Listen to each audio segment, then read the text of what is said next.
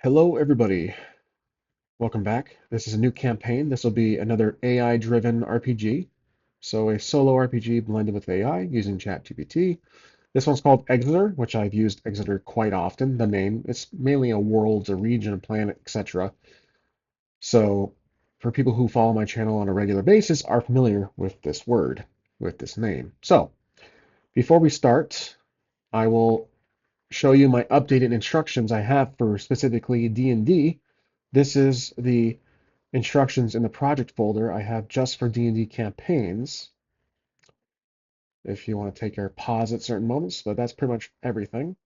Try to have it sophisticated but not overly detailed. I used it earlier today and it worked quite well, so hopefully that will repeat for the actual recording. The two characters I have are Bruck. He is a barbarian dwarf. This will be XP based, not milestone, which I typically do. But the AI will know to do XP at the end of the session while we conclude, as we conclude. That's a picture of him right there. Vaguely a picture, just another AI generated image. And this is Mars. He is a wood elf ranger. Now the backgrounds of these two, let's check them out. There are the ability scores, if you haven't seen it already, and the skills right there, saving throws, a background. Brock. These are blank slates. I haven't really developed a full backstory for either character. We will do that as we proceed, as we play. Bruck is a soldier, and he is a neutral character. That's it. That's all I have for him. Mars is a criminal, I believe. Criminal. And he is actually neutral good. So that'll be an interesting combination we will have to roleplay at times. Maybe he turned over a new leaf, or he goes by a code. Okay, so Bruck and Mars, names that were suggested by D&D Beyond, not from myself. Okay, let's begin. I will introduce the two characters to GPT so it knows where to start with their backgrounds, their race, and their class. And then I will mention the planet or the world's region Exeter. So then from there, it will give us some suggestions because it does have a process to start. And as usual, I'll be using the method of speaking with text to speech or speech to text, and then it talks back to us with speech to text, which I have to make sure it's enabled. And then you guys should hear it back when it talks to us. I'm ready to start. My first character is Bruck. He is a dwarf barbarian. Our second character is Mars. He's a wood elf ranger.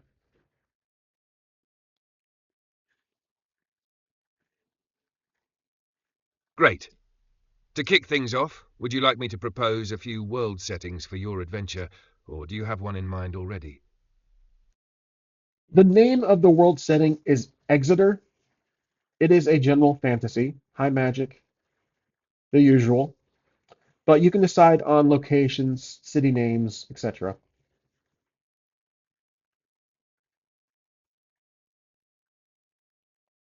Welcome Exeter, a realm of high magic, ancient ruins, and teeming cities full of intrigue.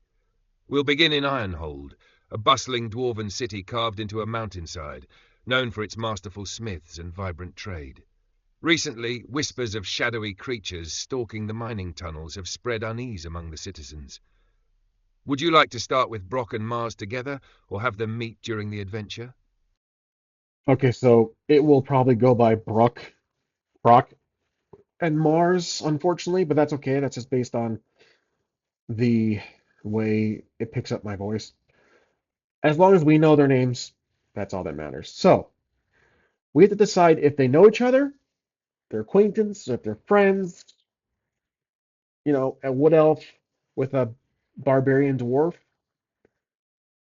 you know, common for probably your typical band of misfits, but I want to know how they met. Let's say that we're acquaintances, but what is the reason that we're in Ironhold?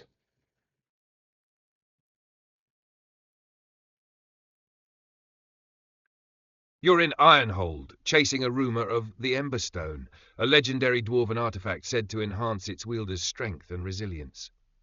The artifact was last seen centuries ago, lost deep within the mines of Ironhold. Recently, fragments of a map have surfaced, drawing treasure hunters and adventurers alike. You and Mars, knowing the dangers of going solo, have teamed up out of mutual respect and necessity to uncover the truth.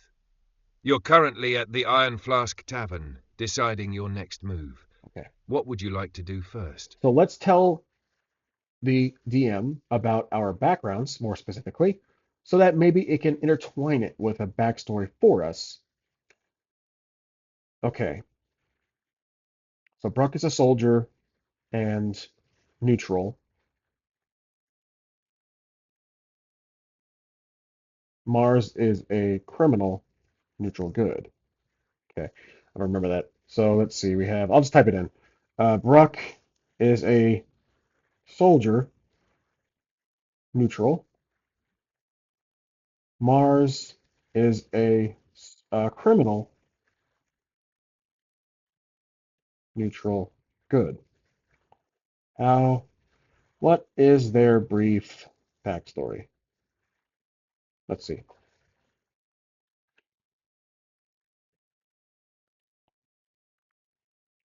There we go. Brock served in the Dwarven military, defending Ironhold's borders from marauding orcs and subterranean threats. Though retired from formal service, his disciplined demeanour and combat experience make him a force to be reckoned with. He's in Ironhold partly to protect its legacy and partly to restore his family's honour by recovering the Emberstone. Mars, on the other hand, grew up on the fringes of elven society, resorting to theft and smuggling to survive. Despite his past, he has a strong moral compass and often targets the corrupt and powerful. So Robin Hood. Hearing of the Emberstone, Mars sees an opportunity to make things right for those he's wronged, Okay. and to secure a better future. Let's copy these. The two, though different in their paths, have found a balanced camaraderie through shared goals.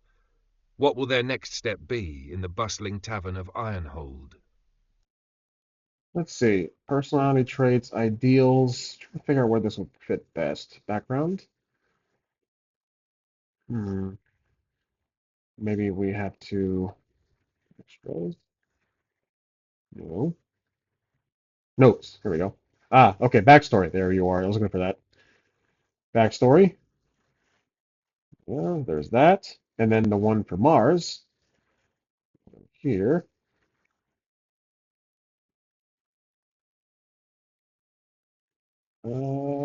Notes. Backstory. No. Now, how did they meet? With this background information on both characters, how did they meet or cross paths recently?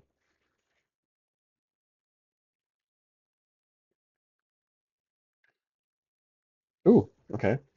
Brock and Mars crossed paths a few weeks ago in Stonehearth, a small village on the trade road to Ironhold.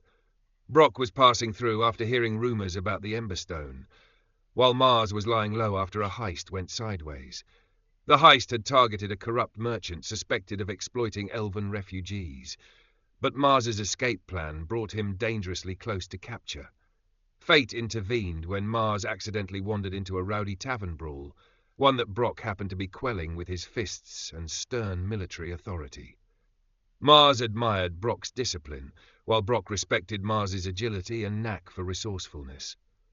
When Mars overheard Brock asking about the Emberstone, he saw an opportunity to team up. Brock, knowing the road ahead was fraught with peril, accepted the partnership despite Mars's shady past.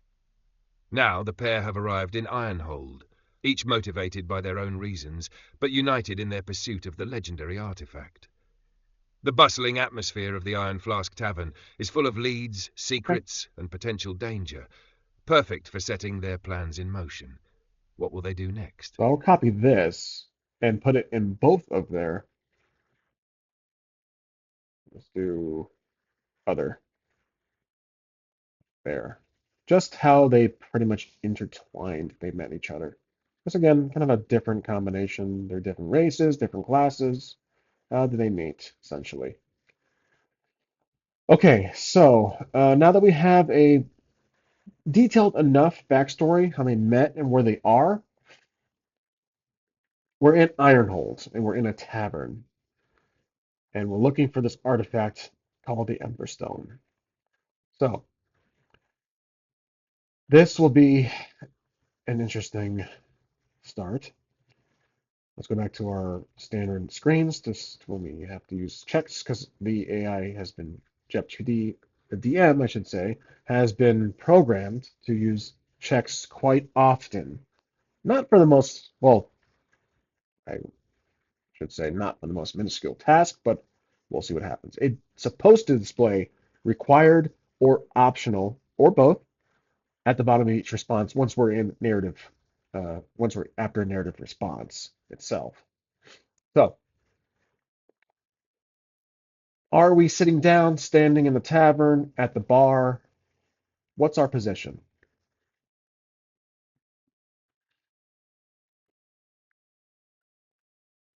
You and Mars are seated at a sturdy stone table near the back of the Iron Flask Tavern, giving you a good view of the room.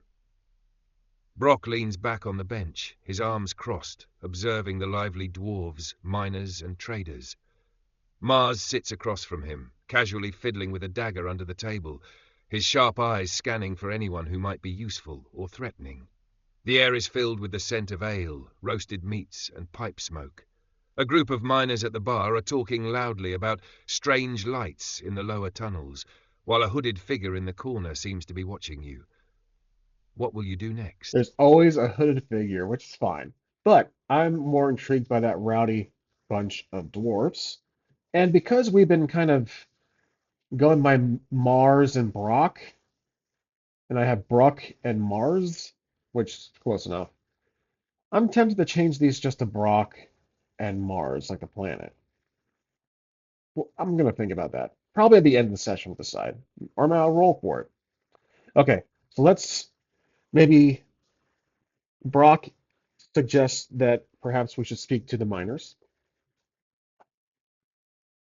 Brock suggests to Mars that they should speak to the miners, his own kind, if they are dwarfs, while Mars notices the strange individual staring at them. Any skill check for this?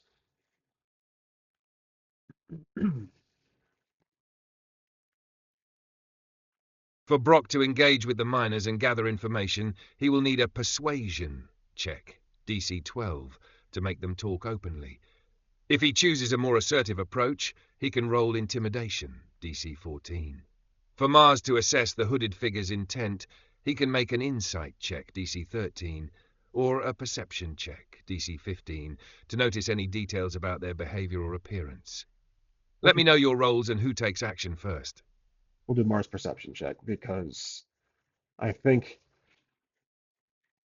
Brock wouldn't like to be stared at like that. So maybe they'll take it'll be concerning for him. Perception check 10, so 14 total. Okay, 14 perception. Okay, so how should I phrase this? Brock mentions to, actually,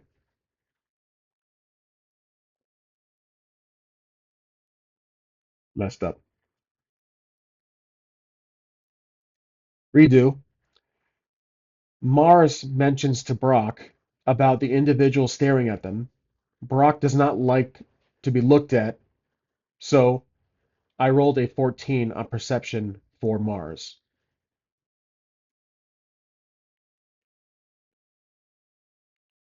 Mars leans across the table and mutters, "Brock, someone's been eyeing us from the corner. Hooded figure trying to stay inconspicuous." His sharp elven eyes scan the figure, catching the subtle glint of a silver clasp on their cloak, a symbol of a flaming hammer, a mark tied to an ancient dwarven guild. The figure quickly looks away when Mars's gaze meets theirs, but their hand shifts under the table, possibly gripping something. The tension in their posture suggests caution, not aggression for now. What does Brock do with this information? Interesting. I think Brock gets, well, let's see, Brock is a barbarian, so I think he gets very upset or annoyed. He'll stand up and walk over to the hooded figure. Brock gets a little irritated. He stands up and walks over to the hooded figure. Mars follows behind, concerned this may go south. I don't know. Oh, that was fast. Brock strides toward the hooded figure, his boots thudding on the stone floor of the tavern. The dwarf's imposing frame and steady glare are impossible to ignore. The figure tenses but doesn't flee, their hands now resting plainly on the table. Mars follows a few steps behind, his fingers hovering near the hilt of his dagger, ready in case Brock's temper gets the better of him. The tavern quiets slightly as a few patrons glance your way, sensing the brewing confrontation. The hooded figure raises their head slightly, revealing sharp, weathered features and a soft voice. "Easy there, friend. I've no quarrel with you. I just thought you might be looking for something." Brock must now decide how to respond.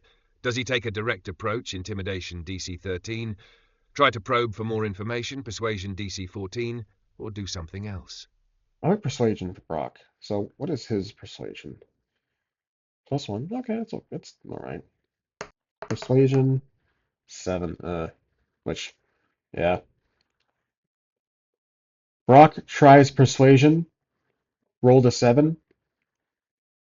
He says, "What is it to you?" I guess I'll be intimidation. My fault. The hooded figure tilts their head, a faint smirk crossing their face. "What it is to me? Only what you make it, dwarf. But it seems your charm isn't as sharp as your axe." They lean back in their chair, their hand brushing the flaming hammer clasp. "You're after the Ember Stone, aren't you?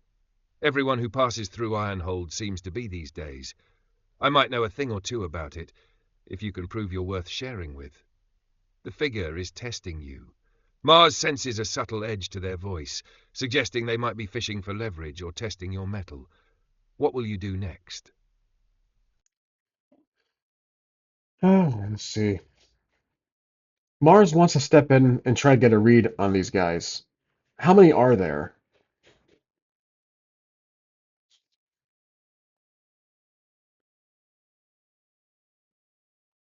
Mars steps closer, his sharp eyes flicking around to assess the situation.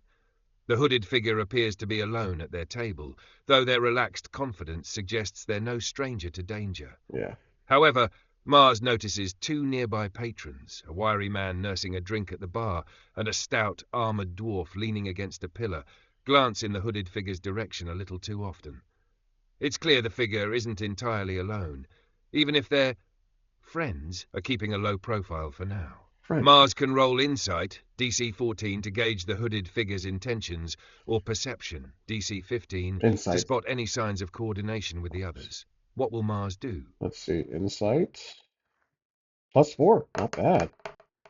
Critical! Critical +4. Okay, nice.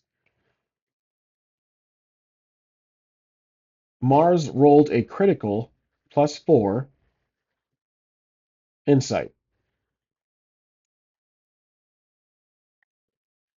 Nice. Nice. Mars's keen intuition picks up on the hooded figure's subtle movements, tone, and demeanor like unraveling a thread. This individual is sizing you up, not out of hostility, but to gauge your competence. They aren't here to start a fight. They seem more interested in finding capable allies. The symbol on their cloak, the flaming hammer, suggests they're connected to an old dwarven guild rumored to guard secrets of the Emberstone. As for the others in the room, Mars discerns they're not just casual tavern-goers. They're watching the situation closely, ready to act if things turn sour. However, they don't appear aggressive, more like quiet sentinels protecting their companion. The hooded figure's next words confirm Mars's suspicions. "You've got sharp eyes, elf, perhaps sharper than your friend here." They lean forward slightly, their voice dropping. "I know where your path leads. If you're looking for the Emberstone, you'll need me and my knowledge. But first, Prove you can handle the trouble that comes with it. What will Brock and Mars do next? Mars steps in front of Brock and looks at the other two watching them. He admits that, or he believes that they are a team of sorts, and that Brock is not exactly a talker. Mars is willing to listen. What is their plan?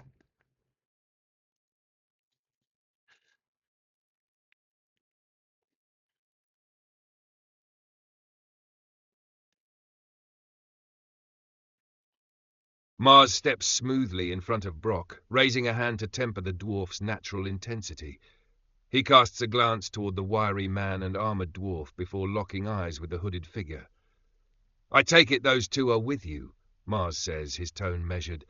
Let's not dance around it. I'm guessing you're a team of sorts. Brock here isn't much for subtlety, but I'll listen. What's your plan?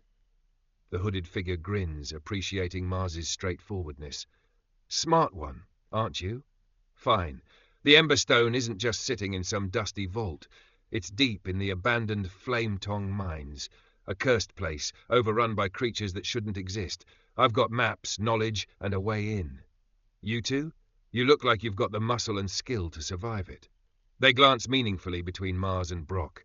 We split whatever treasure we find evenly, but if you're not up for the challenge, don't waste my time. The figure leans back, waiting for your answer. What will Brock and Mars do? Let's see.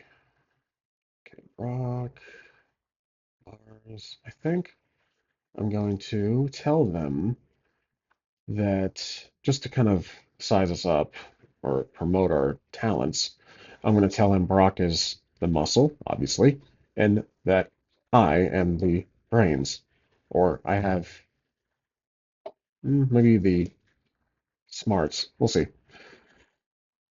So Mars will lean against the table, smile.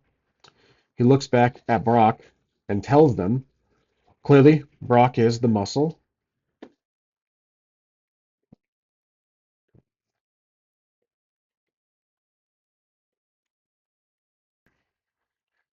Sorry, sometimes the recorder doesn't.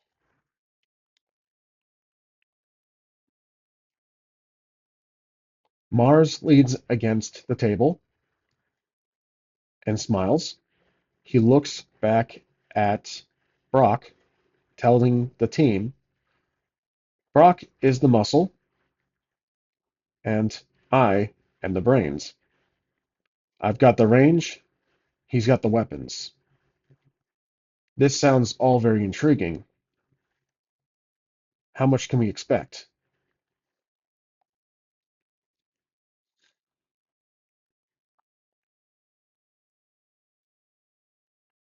The hooded figure chuckles softly, their gaze flicking between Mars's confident grin and Brock's imposing stance. You've got spirit. I'll give you that. As for what you can expect, the Emberstone itself, if you're bold enough to claim it. Beyond that, the mines are said to be brimming with relics, gemstones, and treasures abandoned by those who fled its depths, enough to make us all rich if we live to tell the tale. They lean forward, lowering their voice to a conspiratorial tone. But know this, the Emberstone isn't just treasure, it's power. More than just gold, it's the kind of thing that changes the world, or ends it, in the wrong hands. Their eyes narrow slightly. So, are you in? Or should I find someone else with the nerve to follow through? What will Brock and Mars decide? Let's see, what can I do here?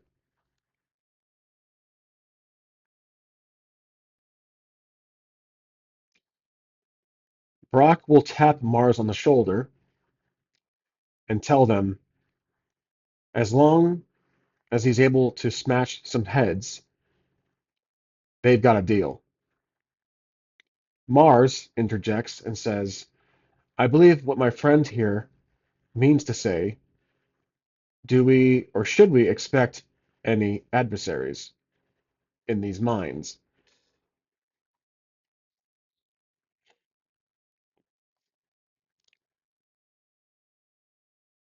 The hooded figure smirks at Brock's bluntness and Mars's diplomacy, clearly amused by the dynamic. Oh, you'll have heads to smash, all right, they say, a flicker of seriousness in their voice. The Flametong mines have been abandoned for over a century, but not empty. Miners whispered of shadows with claws and glowing eyes before the tunnels were sealed.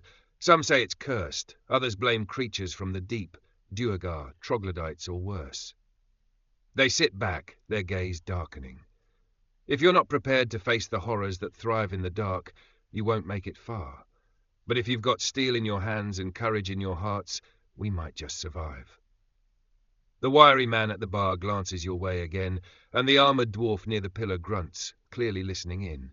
The hooded figure adds, "We'll leave at dawn. You'll want to get any gear or supplies you're missing by then." What do Brock and Mars do next? Before we call this a night, can we meet the team? Meet the others?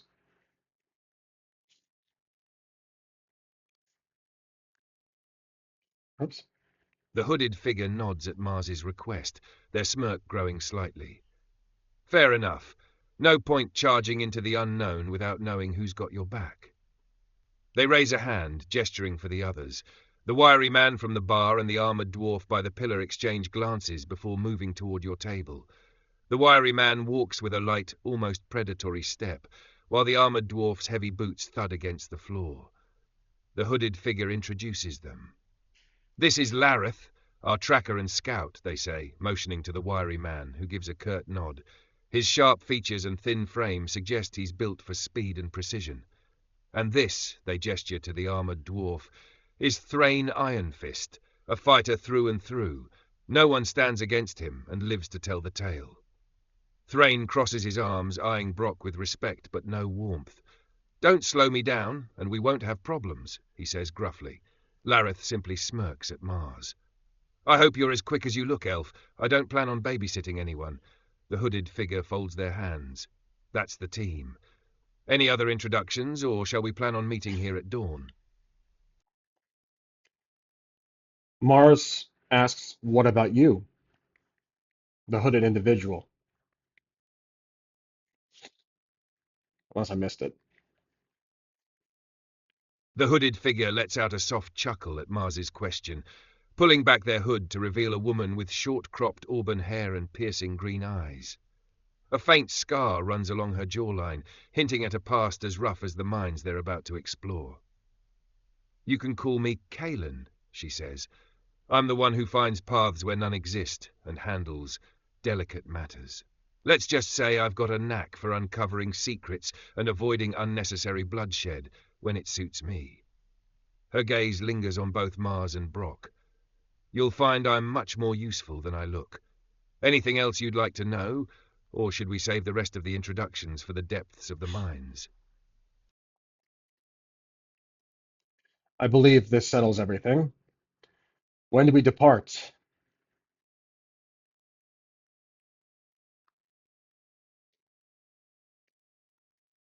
Kaelen nods approvingly, her gaze flicking between the group.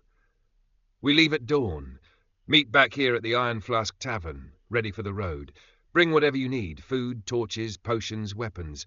Once we're in the Flametong mines, there's no turning back without risking our lives." Thrain grunts, "I'll be here, don't be late." Lareth smirks, adding, "Get some rest, you'll need it." Kaelen leans back in her chair. "Good. Then it's settled. See you both at first light."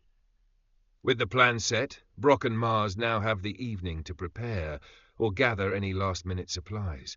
Is there anything else they'd like to do before calling it a night? What time of it? What time is it right now?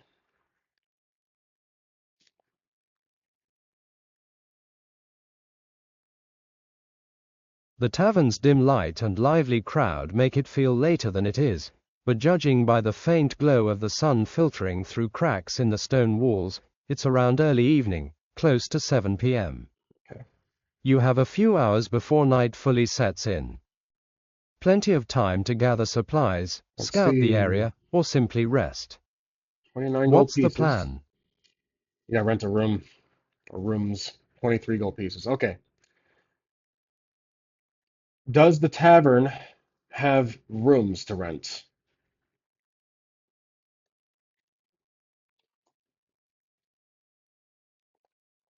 Yes, the Iron Flask Tavern does have rooms available for rent.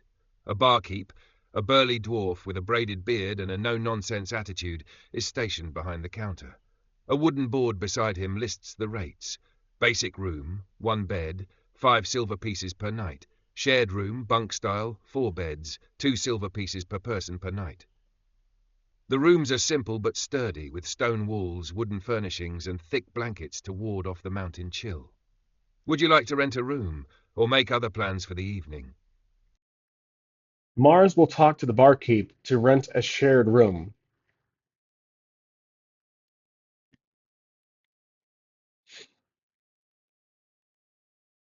Mars approaches the barkeep, who looks up from polishing a tankard. "What'll it be, elf?" The barkeep grumbles, his voice gruff but not unfriendly. Mars gestures toward the rates board. "We'll take a shared room for the night. 2 of us." The barkeep nods, placing the tankard aside. "That'll be 4 silver total, then. 4 silver total. Payment up front." He pulls a heavy iron key from a rack behind the counter and slides it across the bar. Mars hands over the silver and takes the key. The barkeep grunts. "Second floor, last door on the left. Don't cause any trouble." You now have a room secured for the night. What will Mars and Brock do next? Let's see. Or move. Oh, let's do. Let's see. Little adjustment in the hack here. Hack for the game. We only have gold pieces. What would be the price of the room?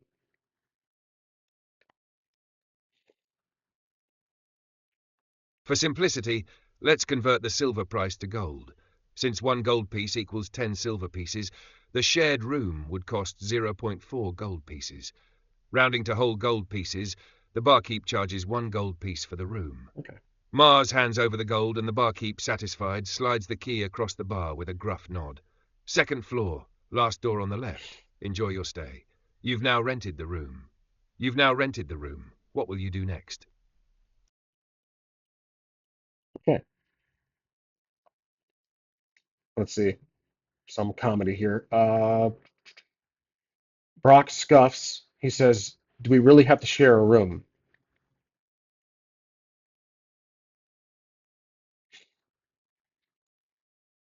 Mars smirks, twirling the key in his fingers as he turns back to Brock. "Well, if you'd prefer to sleep in the stables, be my guest," he says with a chuckle. "But unless you're ready to fork over the extra coin for your own room, this is what we've got.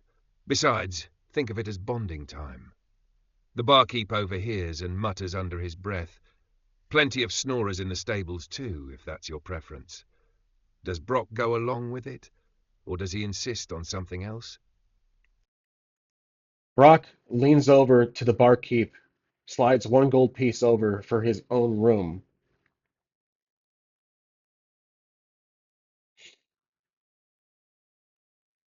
The barkeep raises an eyebrow at Brock, but takes the gold piece with a nod. He retrieves another iron key from the rack behind him and places it on the counter. "All right, big guy, 1st floor, 2nd door on the right. Room's all yours." He chuckles slightly as Brock takes the key. "At least someone here likes their privacy." Mars shakes his head with an amused grin. "Fine, Brock. Just don't blame me if you get lonely." With separate rooms now secured, what's the plan for the rest of the evening? Brock just paid, so we gotta remove gold piece from that, from his stock. There we go. Okay, so they are both in their respective rooms. Overnight, does anything happen?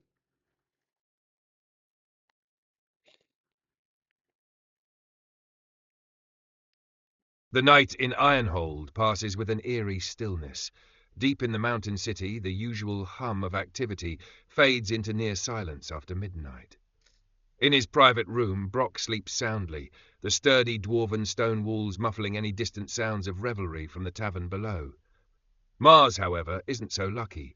In the shared room, faint whispers seem to drift through the cracks in the stone walls, almost too faint to hear.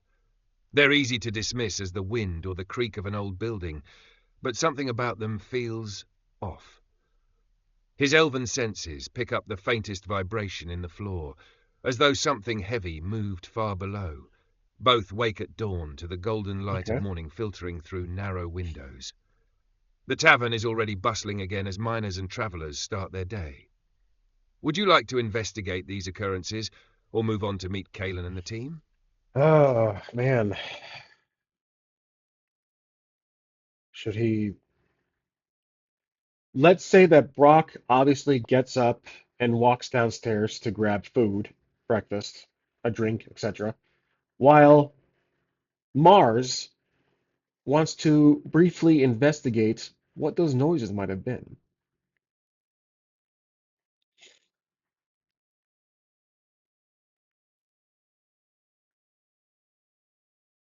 Brock makes his way downstairs to the lively tavern, where the smell of fresh-baked bread and sizzling bacon fills the air. The barkeep nods at him, sliding over a tankard of ale and a plate of hearty dwarven breakfast, sausages, eggs, and a slice of fried potato. Brock settles in, enjoying the start of his day. Meanwhile, Mars lingers in the shared room, his sharp senses on high alert. The whispers and vibrations from the night before gnaw at his curiosity. He can investigate the room itself, or try to follow the faint vibrations to their source. Mars can roll Perception, DC 14, to locate any hidden details in the room, or Survival, DC 13, to track the faint vibrations further. Let me know what he does and his role. Perception 12. Mars rolled Perception 12. Not good enough. Mars carefully scans the room, running his hands along the stone walls and floor for any clues. Though he can't pinpoint the exact source of the whispers or vibrations, he notices something unusual. A faint, circular scuff mark on the floor near the corner of the room. It's as though a heavy object or mechanism had been moved recently. The mark leads toward the wall, but without further insight, it's hard to determine if it's connected to what he heard, or just an oddity of the room. Mm. Does Mars want to investigate further, or head downstairs to join Brock? I believe Mars will ignore it for now and will head downstairs not to be late.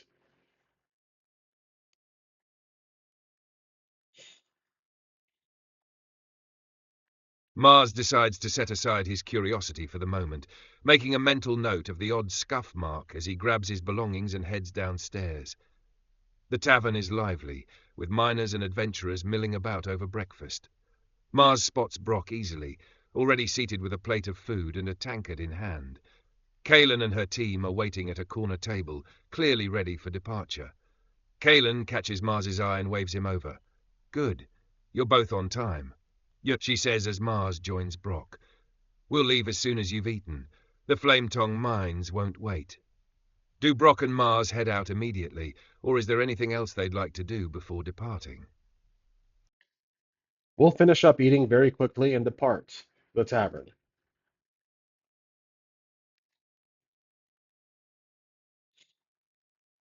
Brock and Mars finish their meals quickly, the hearty dwarven fare providing a welcome boost of energy. The clinking of mugs and lively chatter of the tavern fade behind you as the group steps outside into the crisp mountain air of Ironhold. Kaelen pulls up her hood, motioning for Lareth and Thrain to fall in. The entrance to the Flame Tongue mines is a half-day's trek from here. Stick close and stay sharp. There's no telling what we'll encounter on the way. The road ahead is rugged, winding through rocky trails and ancient mining outposts. The journey begins. Would you like to travel in silence, scout for danger, or strike up conversation as you head toward the mines? I think we're actually going to close the episode for now. I want to try doing the first session closing to see if we get any XP for this session. I believe we will close the session for now. Until next time, do any of the characters get any XP despite the eventless session?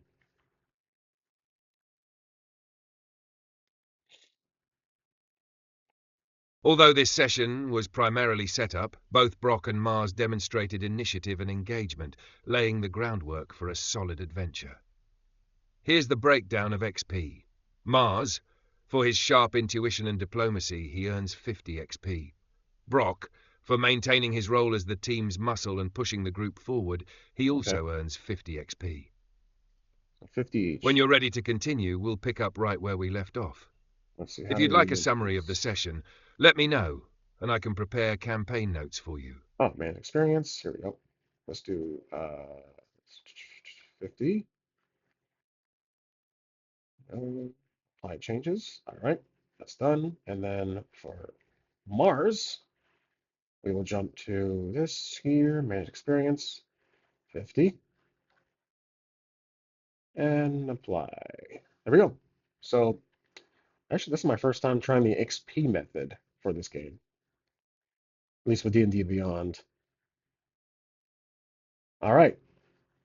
Let's see. The rest I'll do a summary text file after recording, but that is it for today, guys. Despite a few glitches earlier around the 23-minute mark with the text, it was still a good setup. I do like where this is going. We got some other characters, some other NPCs we've been interacting with. We dealt with a tavern, and I think I'm getting the hang of both characters. So I wanted to do four, but I felt it was going to be a little too much because I have another campaign that I'm not recording with GM Ryan, the Batcher Company, that we may bring to record. He's been working on iffy on it. I did pitch the idea in my New Year's resolution video to record the Batcher Company, but we're so far in he's trying to figure out a way we can not start anew, but start in a good spot for you guys to watch while we've already had these characters established, leveled up quite a few times already. So we're working on it. I promise you that. But thank you for watching for this first session of Exeter, the AI D&D campaign, and I'll see you guys in the next one.